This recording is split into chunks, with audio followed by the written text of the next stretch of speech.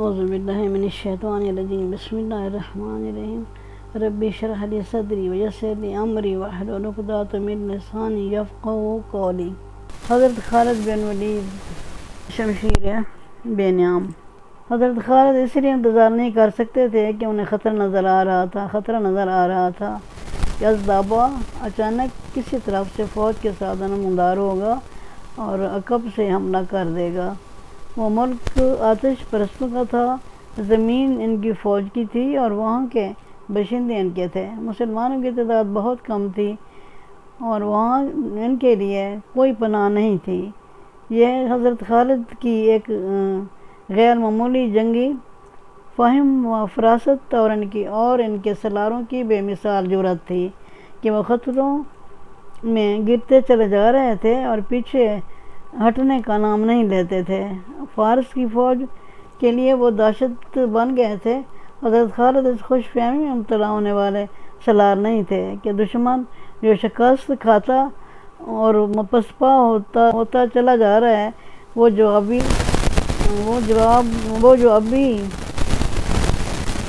وار نہیں کرے گا، وہ ان چار قلعوں کو یا پھندا یا جال میں دانا سمجھ رہے تھے۔ انہوں نے دیکھ بھال کے لیے دور دور آدمی بھیج رکھے تھے جو بلند جگہوں یا درختوں پر چڑھ کر ہر طرف دیکھ رہے تھے۔ ان کے لیے یہ حکم تھا کہ دور سے انہیں کوئی فوج آتی نظر آئے تو خالد کو فوراً اطلاع دیں،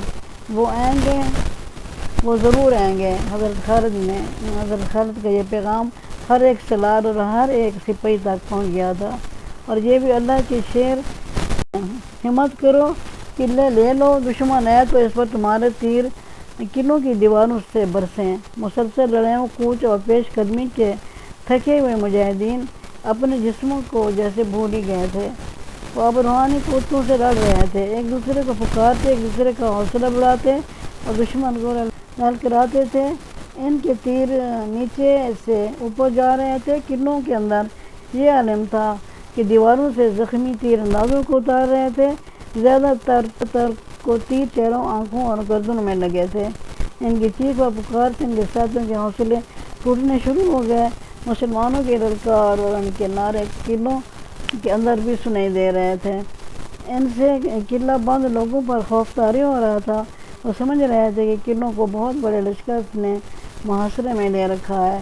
مورخوں کے حوالوں سے محمد حسین ہیکر نے لکھا ہے کہ چاروں قلعوں میں پادری اور دیگر مذہبی پیشوا تھے۔ انہوں نے دیکھا کہ دیواروں سے اتنے زیادہ زخمی اتارے جا رہے ہیں تو وہ قلعہ داروں کے پاس گئے۔ تاریخ میں صرف ایک قلعے کی اندرونی کیفیت ذرا تفصیل سے ملتی ہے۔ یہ قلعہ قصر ابن بکلیہ تھا، جس کا قلعہ دار عبد المسیح بن عمرو بن بکلیہ تھا۔ عبد المسیح کے متعلق یہ بتانا ضروری ہے کہ وہ کوئی معمولی سا قلعہ دار نہ تھا، اسے عراق کا شہزادہ بھی کہا گیا ہے۔ عراق پر آتش پرست قابض ہو گئے، مگر عبد المسیح کے باپ دادا نے یہ قلعہ اپنے پاس رکھا تھا۔ شہنشاہ فارس کی طرف سے کوئی اختیار حاصل نہ تھا، لیکن وہ خود مختار بنا ہوا تھا۔ اس نے باقی قلعہ داروں کو بھی اپنے محتاط رکھا ہوا تھا اور غیر معمولی طور پر دہشت مند تھا۔ وہ جرأت میں بھی بے مثال تھا۔ ان کی سب سے بڑی خوبی حاضر دماغی اور حاضر جوابی تھی۔ وہ ضعیف اور عمر ہو چکا تھا، لیکن جذبے اور حوصلے کے لحاظ سے وہ جوان تھا۔ اس نے نوشیروہ عادت کا زمانہ بھی دیکھا تھا۔ اس سے اندازہ ہوتا ہے کہ اس کی عمر خاصی زیادہ تھی۔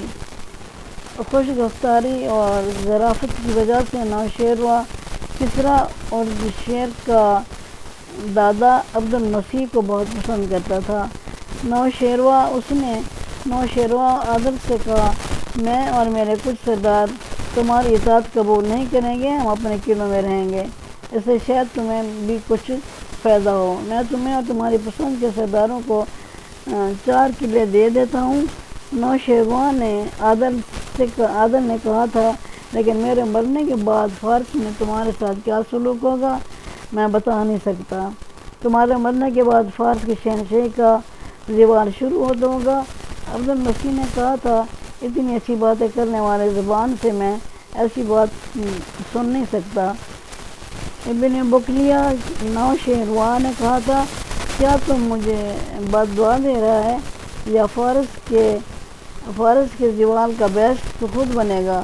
دونوں باتیں نہیں، عبد المسیح نے کہا تھا، تو عادل ہے، تیرے بعد عدل بھی مر جائے گا اور پیچھے شہنشاہی رہ جائے گی، تیری تیسری یا چوتھی نسل تیرا نام ڈبو دے گی، پھر فارس کی سرحدیں سے سکڑنے لگے گی اور یہاں کوئی اور قوم آ کر حکمران بنے گی۔ ماننے کو جی نہیں چاہتا، نوشیروان عادل نے کہا تھا۔ فارسی کی ایک طاقت کا نام ہے، غور سے سن عادل،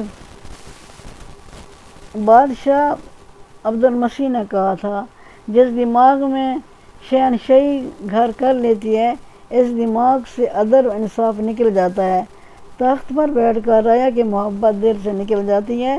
تیرے بعد آنے والے اگر فوج پر بھروسہ کر کے رایا کا خیال نہیں کریں گے تو اپنے زوال کو تیز کریں گے، ان سے تنگ آئی ہوئی رایا ان کا ساتھ دے گی جو بحر کے حملاور ہوں گے، اور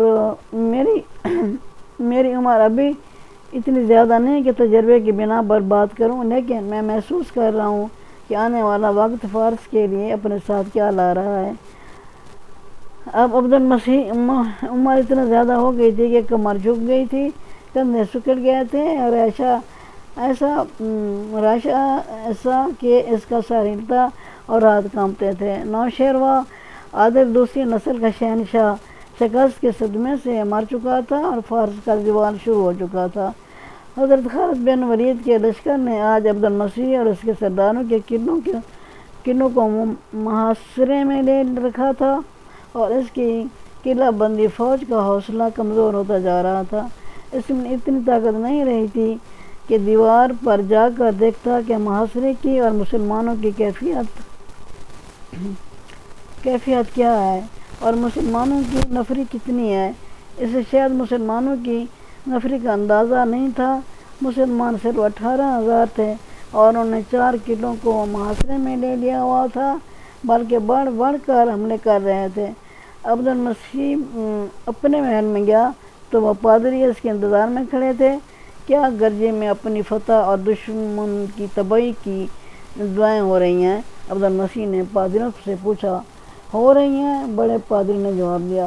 اور تم یہاں کیوں آ گئے ہو؟ عبد المسیح نے کہا، جاؤ اور گرجے گھنٹیوں کو خاموش نہ ہونے دو، ہم اپنی فوج اور لوگ کو قتل عام سے اور ان کے گھروں کو لوٹے جاتے سے بچانے آئے ہیں۔